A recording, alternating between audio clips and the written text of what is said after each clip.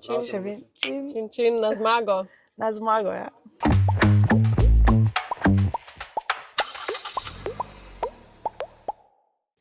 Dobrodošli v podcastu Po desnem pasu. Danes se pa nahajam v Vidmu pri Ptuju z našo poslanko Suzano Lep Šimenko. Živijo, Suzana. Ja, lep pozdrav.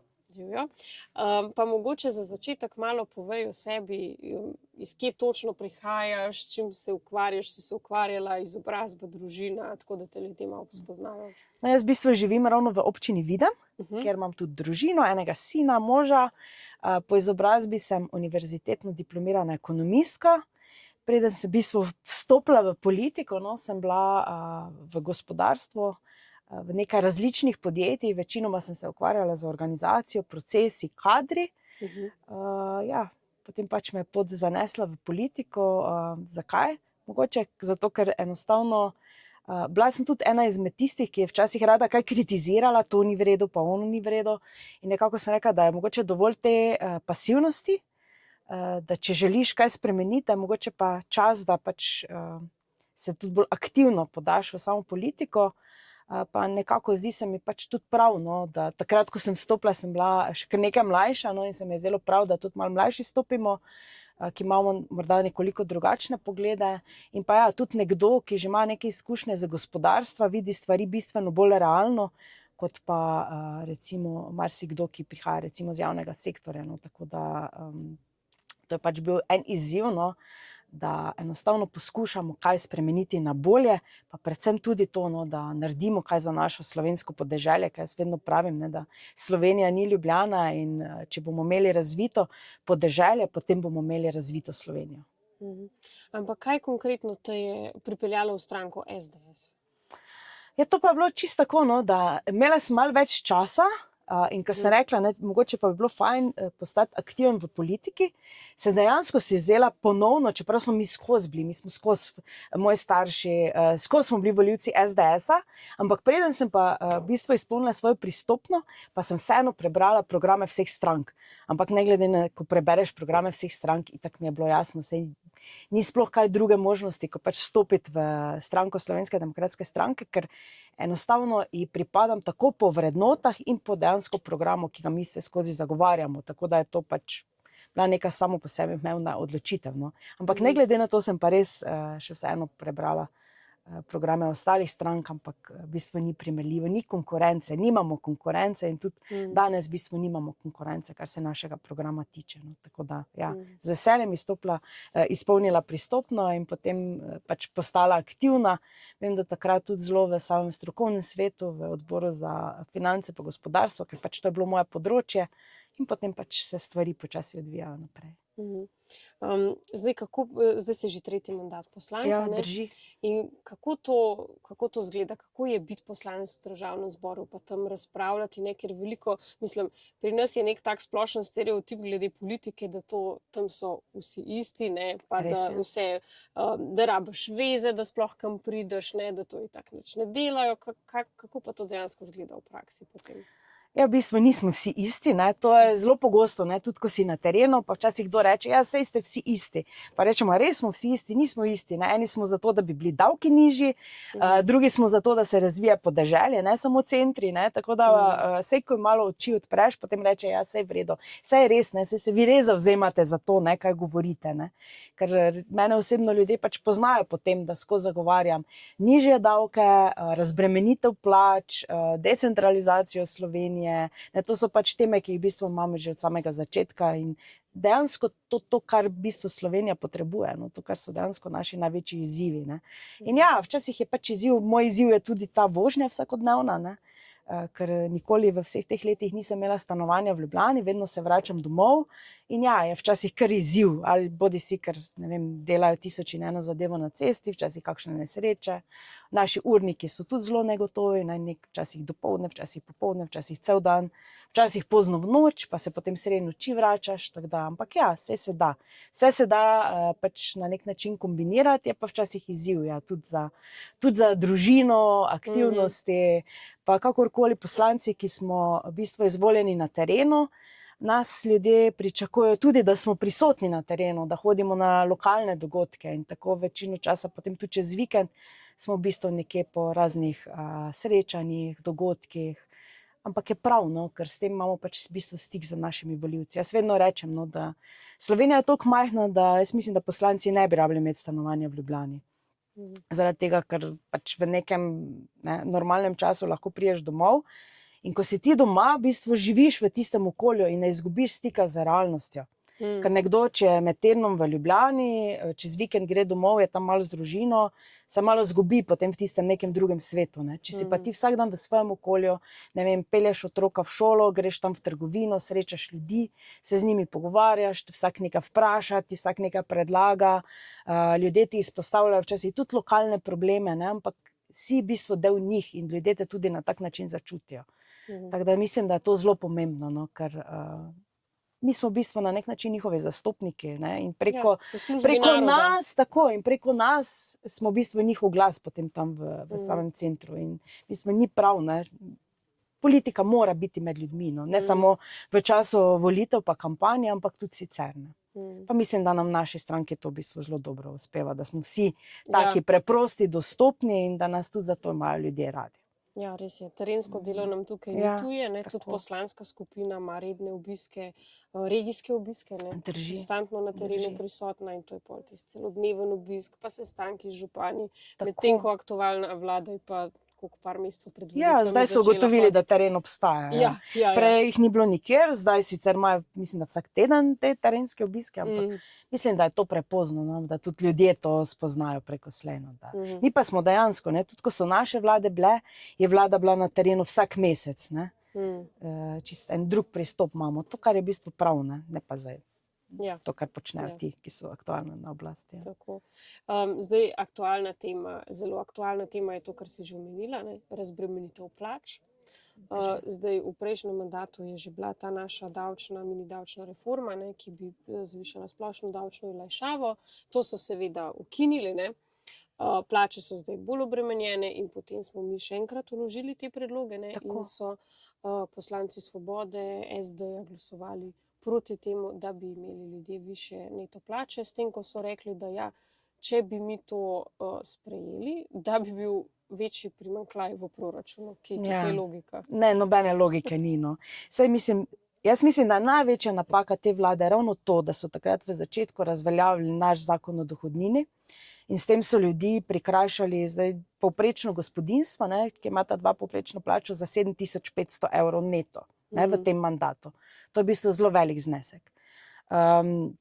In ja, glede na to, da tudi nenazadnje se je predsednik SD-ja, ne, da je sam javno v kamero povedal, da je bila to napaka, smo na nek način pričakovali v lanskem letu, ko smo ponovno predlagali dvig splošne olajšave, da bo seveda naš predlog vsaj poslanska skupina SD podprla. Ampak seveda temu ni bilo tako. In pa ja, vsi ti njihovi ukrepi pa dejansko obremenjujejo gospodarstvo.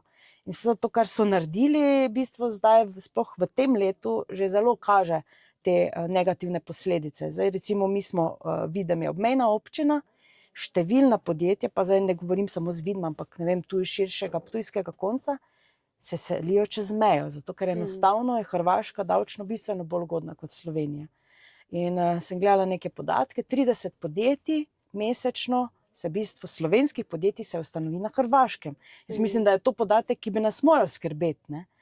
In pač ta vlada pelje pač čisto neke druge ukrepe, ki jih mi enostavno ne razumemo in ne podpiramo v taki obliki, ker skozi zagovarjamo razbremenitev plač, da ljudem ostane neto več in s tem v bistvu na nek način se država odpove določenim delom prispevka, ampak zavedamo pa se, ne, saj ljudje, če bodo višje neto plače dobili, bodo to spet trošili in bo država potem dobila, ne vem, preko davka na dodano vrednost neka sredstva spet nazaj v proračun. Tako da tukaj enostavno bistveno boljše bi bilo za vse, no, če bi našo reformo takrat pustili. Minimalna plača neto bi že bila danes več kot 1000 evrov. In ne bi imeli težav, ki jih imamo, ki so jih dejansko pa povzročili potem v nadaljevanju z temi njihovimi ukrepi. Tako da, ja, jaz upam, oziroma verjamem v to, no, da bo prišlo do spremembe in da lahko spet usmerimo Slovenijo na pravo pot razvoja. Ker to, kar imamo danes, na vseh področjih v bistvu potiskamo Slovenijo navzdol in tega si naša država ne zasluži, absolutno ne. Se pravi, ta njihova mantra, da če bi mi imeli nižje davke, bi tudi imeli manj denarja za infrastrukturne projekte, to ne drži. To sploh ne drži, zaradi tega, ker če bodo ljudje neto imeli več, bodo ta denar potrošili. Na drugi strani pa vemo, da imamo v proračunu denar za številne nepotrebne aktivnosti in razpise in projekte. Ja, vsega morda pa tudi ne rabimo financirati, pa tudi kakega projekta, ne vem, v katero od afriških držav, zagotovo ne. Tako da denarja, jaz mislim, da imamo v proračunu dovolj, je pa seveda stvar, kam ga pač usmerjamo. In mi to, kar smo delali v preteklosti, je bilo zagotovo pravi način, ker smo dejansko projekte usmerjali po celotni Sloveniji in smo s tem razvijali celotno Slovenijo, medtem ko smo v tem zadnjem mandatu pa spet priča večji centralizaciji države. Zdaj ti si tudi predsednica komisije za zamejce, za Slovence po svetu. Drži. Kako izgleda vodenje te komisije in kaj to sploh pomeni v bistvu? Je v bistvu v tej, bom rekla, nori vladi, v tem takem zelo težkem mandatu, glede na to, kaj vse smo v Državnem zboru mogli poslušati, je bila to ena res taka svetla točka vodenje te komisije, ker tukaj sem res imela stik z takimi zavednimi Slovenci, ki so pač iz takšnih ali drugačnih razlogov oni ali pa njihovi starši, dedki, babice zapustili Slovenijo, ampak so res ohranili v srcu. In ko z njimi govoriš, jih res začutiš, koliko je v njih ljubezni do slovenstva, do ohranjanja slovenskega jezika, slovenske kulture. In takrat se res zamisliš, kje smo mi to izgubili, ker pri kom v državi enostavno tega ne začutiš tako kot pri njih. Ki so nekateri zelo daleč od domovine, ne vem, v Avstraliji, Argentini, Kanadi. In vodenje te komisije je v bistvu, bom rekla, ena taka prijetna naloga, ker mi smo odpirali na teh naših sejah teme, ki smo jih zaznali, da so pomembne za slovenske skupnosti ali pa Slovence po svetu, bodisi, ne vem, slovenski jezik, gospodarsko sodelovanje, ohranjanje arhivov, karkoli smo zaznali, te teme smo odprli in potem na osnovi tega smo sprejeli določene sklepe. Moram reči, da ne glede na to, da sem jaz kot opozicijska poslanka vodila to komisijo, smo tukaj tudi znotraj koalicije na nek način dosegli soglasje, ker pač so to take tematike, ki nas niso toliko razdvojevale, in da smo tudi te sklepe potem večinoma vse soglasno sprejeli. In na tak način smo potem pač usmerjali lahko bodisi delo urada ali pa posameznih ministrstev v tistem delu, ki se pač dotikajo teh naših Slovencev, ki živijo izven domovine. Pač treba se je zavedati, da jih imamo okoli 500 000, tako da nas je bistveno več, številne zelo zavedne. Marsikdo med njimi pač tam, kjer zdaj živi, je na nek način zadovoljen, si pa želi okrepljenega sodelovanja z Slovenijo. In želijo si tudi, da je Slovenija močna, razvita, tako da jaz verjamem, da se bodo tudi teh volitev mogoče v malo večjem številu kot v preteklosti udeležili tisti, ki pač imajo to volilno pravico. Teh je nekaj čez 100 000, je v bistvu državljanov, ki živijo izven domovine. In tako da to je res ena taka, bom rekla, pozitivna luč bila v tem mandatu, plus ob teh vseh sejah, ki smo jih imeli, smo pa seveda tudi imeli enkrat letno vseslovensko srečanje. To je bilo vedno pred tistim velikim dogodkom Dobrodošli doma, ki ga sicer organizira vlada. To pa je bilo eno srečanje v Državnem zboru, kjer v bistvu pridejo, kdorkoli je v Sloveniji se tega udeleži. Vsi so ta veliko dvorano Državnega zbora zmeraj napolnimo in takrat pač imajo možnost na nek način pač karkoli povedati na določeno tematiko, ki jo mi izberemo. In pa srečujejo se med sabo, srečajo se z nami, marsikdo pride prvič v Državni zbor in to v bistvu veliko pomeni. Tako da tisto, kar smo morda v tem mandatu naredili drugače, kot je bilo prej, mi smo omogočili, da lahko sodelujejo na teh sejah tudi Slovenci preko video povezave. In moram reči, da se tega so v bistvu zelo vestno udeležili in skoraj zmeraj na vse tematike se tudi odzivali, povedali svoje stališče. Tako da mislim, da je morda čas, da najdemo v prihodnjem mandatu način, kako jih še bolj aktivno vključiti v samo delovanje Državnega zbora. Jaz tu vidim eno zelo enostavno možnost, ki jo imajo tudi določene države, da morda dobijo glasovalno pravico njihovi predstavniki na tej naši seji komisije. Ker pač to so tematike, ki se dotikajo zgolj njih in to bi bila ena možnost, da se v bistvu kot država še nekoliko bolj približamo. Ker že to, no, da smo jih začeli vabiti na te naše seje in da oni lahko preko video povezave sodelujejo, smo gotovili, da jim to res, res veliko pomeni in da enostavno se tega udeležijo, ne glede na časovne razlike, ker tu nismo mogli iti naproti, ne, pa smo pač termin, kakršen je bil, smo ga določili in za nekoga je bilo to zelo zgodaj zjutraj, za nekoga je bilo to sredi noči, ampak ne glede na ure, no, so bili z nami in jaz mislim, da to pove marsikaj. No, tako da, to je lepo slišati, da imamo še vsem tak povezovalen odnos. Ja, zelo. Pa če se predstaviva še na lokalno raven, zdaj, kakšne so pa tukaj v tem okolju problematike, kaj vas pesti, kaj je za izboljšati? Verjetno seveda to, ne, da smo preveč centralizirani, to je absolutno problem, ne? Pa kaj je še za izpostaviti? Ja, tu imamo kar veliko, bom rekla, razvojnih izzivov. Zdaj v mojem kraju je v bistvu 7 občin.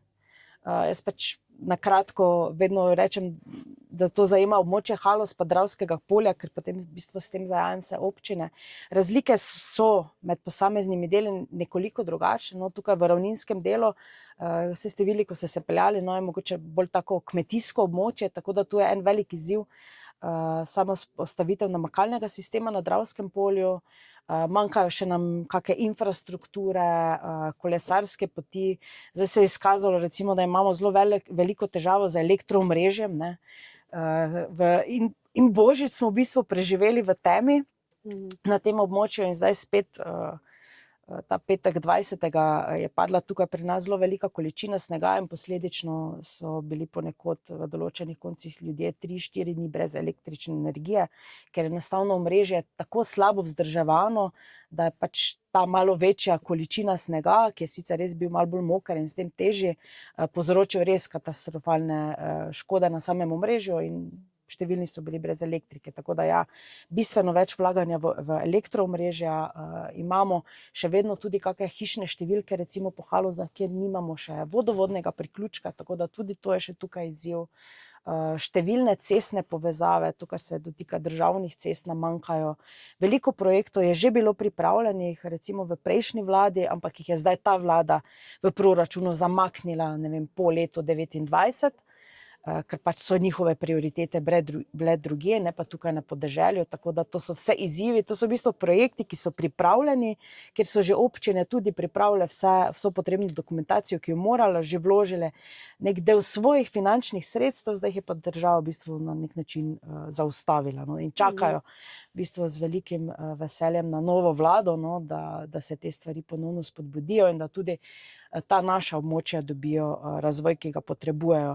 Reče, tukaj na Halozu je tudi, ampak to ni težava, ki je nastala zdaj, že traja v bistvu nekaj časa, pač v preteklosti so se številni mladi odselili, ni bilo interneta, ni bila ustrezna infrastruktura in so šli pač v centre.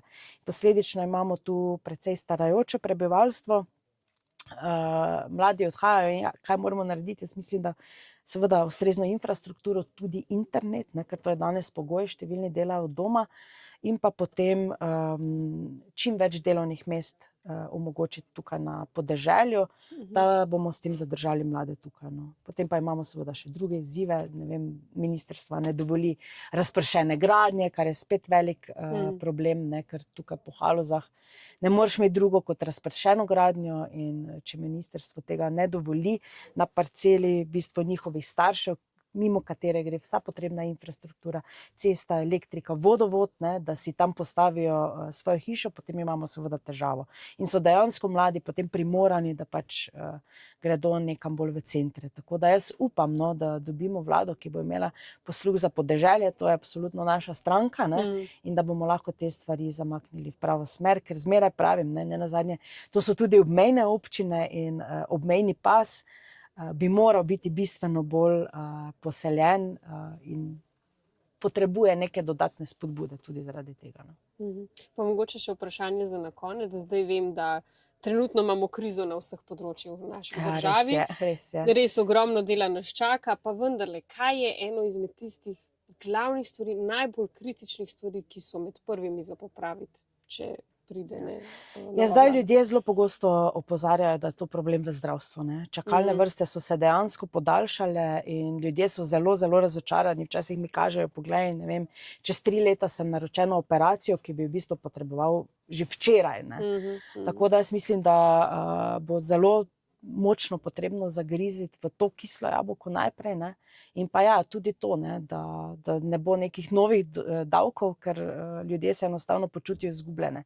Ob tem vse višjih cenah v trgovinah, vedno dodatnih obremenitvah na plače, ne, nekako ne vidijo neke, bom rekla, luči na koncu tunela. No. Tako da absolutno razbremenitev plač in pa res bom rekla, en res taki dober zdravstveni sistem, ko bodo ljudje dobili storitev takrat, ko jo potrebujejo in je ne bodo rabili nenazadnje iskati tudi čez mejo, kar se tiče, ne vem, zobozdravstvenih storitev, to enostavno slišiš, ne, tu bi moral čakati tako dolgo, bom raje šel čez mejo in bom te stvari dobil bistveno hitreje, tako da veliko dela nas sicer čaka na čisto vseh področjih. Ogromno. Suzana, najlepša hvala za ta pogovor, želim vso srečo na prihajajočih volitvah, verjamem, da bodo uspešne. Najlepša hvala.